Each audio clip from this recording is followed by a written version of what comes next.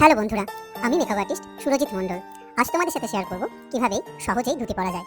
হ্যাঁ, ধুতি হলো বাঙালির আবেগ, কিন্তু এই ধুতি পরতে গিয়ে আমরা ছেলেরা মাঝে মাঝে একদম নাজেহাল হয়ে যায়। আমারও প্রথম ভীষণ অসুবিধা হতো।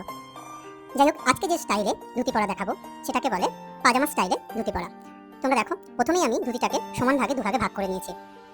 হ্যাঁ, সমান ভাগে দুভাগে ভাগ করে নেবে, কারণ আমাদের পরবর্তী যে স্টেপগুলো সেগুলো করতে সুবিধা হবে, আর তাতে দুদিকটা একই রকমভাবে দেখতে লাগবে। সুন্দর করে সমান করে নেওয়ার পরে ফার্স্টে আমরা যেটা করব, কোমরে একটা টাইট করে গিট দেবো। হ্যাঁ, অবশ্যই গিটটা একটু টাইট করে দিও, কারণ তা না হলে কিন্তু খুলে যাওয়ার চান্স আছে। হ্যাঁ, আমার মতো যদি তোমাদেরও বন্ধু থাকে যেখানে সেখানে কিন্তু খুলেও দিতে পারে। যাই হোক, ইয়ার্কি মারলাম। এরপর বাঁদিকে যে অংশটা আমি ছেড়ে রেখেছি সেটা এবং ডান দিকের অংশের মধ্যে বরাবর যেটা আমি ধরলাম, দেখলে নিচ থেকে তুলে ওই অংশটুকু নাভির ঠিক নিচে নিয়ে গিয়ে গুঁজে দেবো।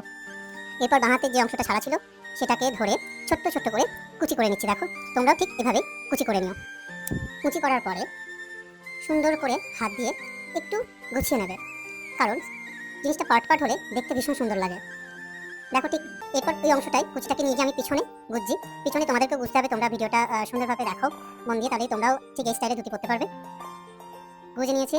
এরপর ডান দিকে যে অংশটা ছাড়া রাখা ছিল সেটাকে ধরেও ওই একইভাবে ছোট্ট ছোট্ট করে কুচি করে নেবে, ঠিক আমি যেভাবে করছি।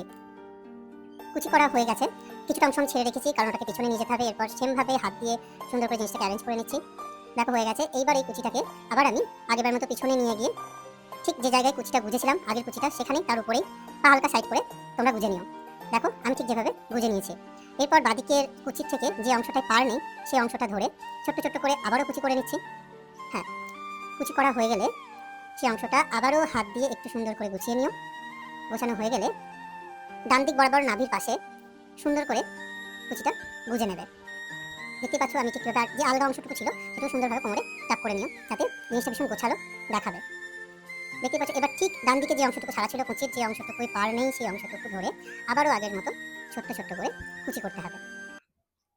আমি আবারও কুচি করে নিচ্ছি। তোমরা দেখতেই পাচ্ছ কতটা কুচি করলাম। হ্যাঁ, তুমিও তোমার মেজারমেন্ট যখন পড়বে নিশ্চয়ই বুঝতে পারবে, তবুও ভিডিওটা ফলো করলে অসুবিধা হবে না। আবারও নাভির বাদিক বরাবর আমি গুজে নিয়েছি। এবার বাকি যে আলগা অংশটুকু ছিল সেটা কোমরে গুজে নিলাম। দেখো কেমন লাগছে। এই স্টাইলটাকে আবারও বলছি পাজামা স্টাইলে ধুতি পরা বলে।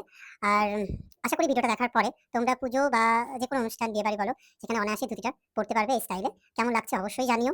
আর হ্যাঁ, এই ধরনের ভিডিও চাইলে অবশ্যই কমেন্ট করো। আমি চেষ্টা করব তোমাদের ভিডিও দিয়ে হেল্প করার। এরপর আমি একটা স্যান্ডো গেঞ্জি উপরে পরে নিলাম। কেমন লাগলো অবশ্যই জানিও। যদি ভালো লাগে অবশ্যই লাইক করতে ভুলো না। থ্যাংক ইউ, ভালো থেকো সবাই।